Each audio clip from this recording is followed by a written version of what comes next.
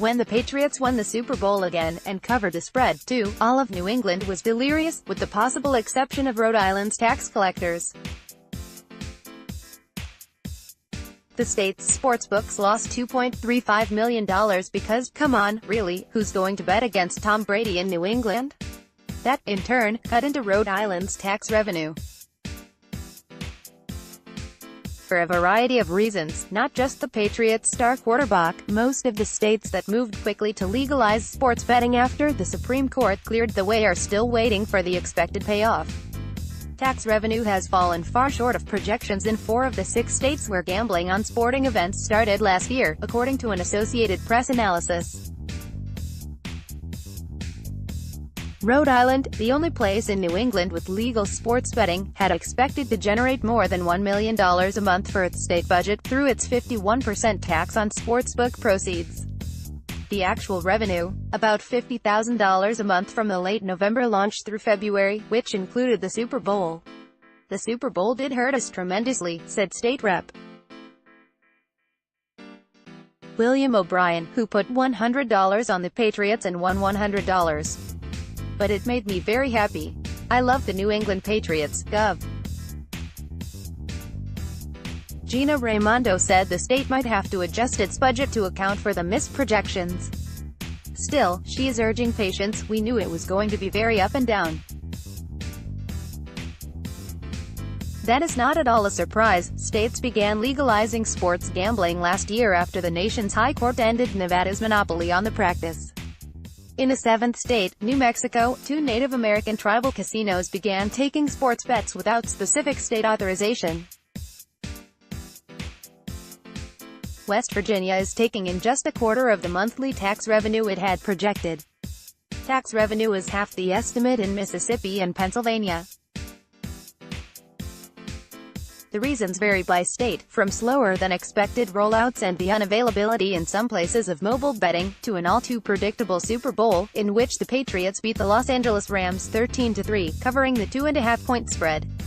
In West Virginia, a contract dispute led to a shutdown at 2 sportsbooks and the state's only betting app at the beginning of the NCAA basketball tournament, eliminating crucial betting days.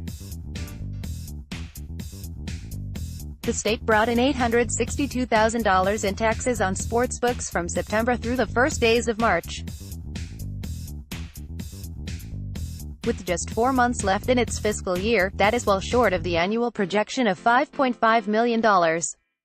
The lower revenue isn't a surprise to State Senator Michael J. Romano, a Democrat who opposed legalized sports gambling in part because he thought the state's 10% tax on it was too low. Republican State Senator Craig Blair, a co-author of the legislation, said the revenue to date reflects growing pains. He said he wants to see more mobile options that could generate more betting.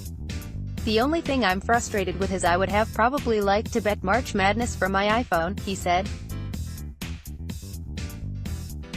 The AP found previously that taxes on sports betting would generate just a fraction of 1% of most states' budgets if they met their estimates. More than 20 states are considering legalization. Mississippi is on track to bring in about half the $5 million that was informally expected for the first year of sports betting. State Sen.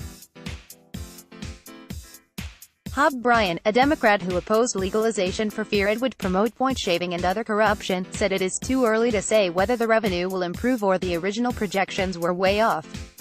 Supporters in Pennsylvania are hoping for a boost with the start of online betting, expected this summer. The ability to place bets from a mobile device is a big reason New Jersey met its projections.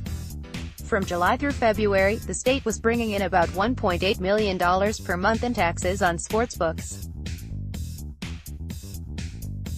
That's nearly as much as Nevada, which has had legal sports betting for decades and has not seen a drop-off despite the new competition. In Delaware, the only other state to meet projections, the majority of revenue came from a football betting operation that has been around since 2009.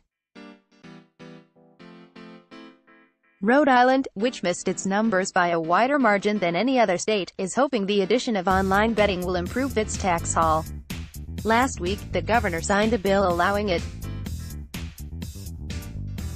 Democratic State Senate President Dominic Ruggerio said sports betting is clearly popular, with more than $50 million wagered in Rhode Island during the first 3 months of operation.